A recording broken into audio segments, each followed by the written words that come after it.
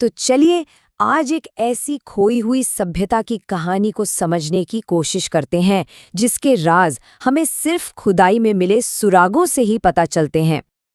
अब सवाल ये उठता है कि क्या सिर्फ एक जगह की खुदाई से हम पूरी की पूरी गुम हो चुकी सभ्यता के बारे में जान सकते हैं?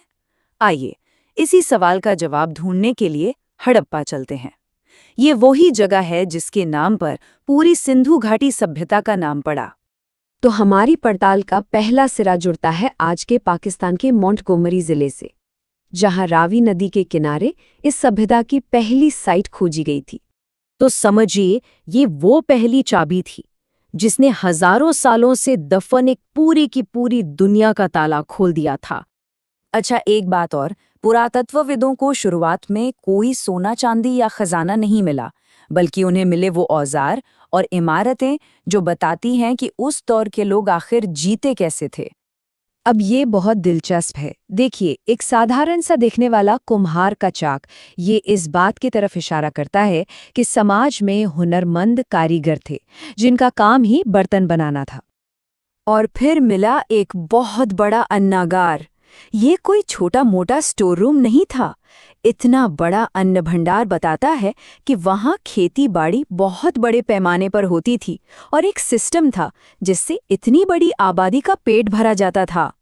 फिर एक और चीज मिली, मजदूरों के लिए अलग से बने घर जिन्हें श्रमिक आवास कहा गया है। इससे साफ पता चलता है कि वो एक बहुत ही ऑर्गेनाइज समाज था जहां काम का बंटवारा बिल्कुल तय था। तो ये सारे सुराग मिलकर समाज की एक तस्वीर तो बना रहे हैं, लेकिन अगली खोज ने जो खुलासा किया उसने सबकी सोच को एक नई दिशा दी। देखिए, आमतौर पर पुरानी सभ्यताओं में किसी शक्तिशाली राजा या पुरुष देवता की मूर्ति मिलती है ना? लेकिन यहाँ सबसे जरूरी धार्मिक मूर्ति एक महिला की मिली। इसी वजह से कई इतिहासकार ये मानते हैं कि हो सकता है हड़प्पा समाज मातृसत्तात्मक रहा हो।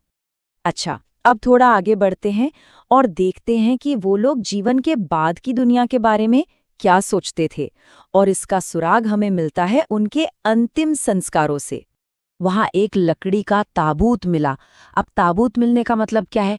इसका मतलब ये है कि हड़प्पा के लोग अपने मृतकों को यूं ही नहीं छोड़ देते थे, बल्कि उनके लिए खास रस्में और रिवाज थे। और ये वाकई में बहुत दिलचस्प है, क्योंकि ये प्रथा आज भी दुनिया के कई रिवाजों से मिलती जुलती है, जहां शरीर को सीधे मिट्टी के संपर्क में नहीं आने दिया जाता। लेकिन इन सब में सबसे उलझा हुआ और दिलचस्प सुराग मिला एक कब्रिस्तान के दरवाजे पर। उस दरवाजे पर लिखा था कैपिटल R, कैपिटल H और उसके साथ नंबर 37। और इसी वजह से हड़प्पा वालों को आद्य ऐतिहासिक सभ्यता कहा जाता है। इसका सीधा सा मतलब है एक ऐसी सभ्यता जिसके पास अपनी लिखाई तो थी, पर हम आज तक उसे पढ़ नहीं पाए हैं। तो ये जो RH-37 का रहस्य है ना, असल में ये पूरी सिंधु घाटी सभ्यता का रहस्य है। एक ऐसी कहानी जो लिखी तो गई, लेकिन उसे पढ़ने वाला कोई नहीं। उसके राज आज भी वक्त की परतों में कहीं छिपे हुए हैं।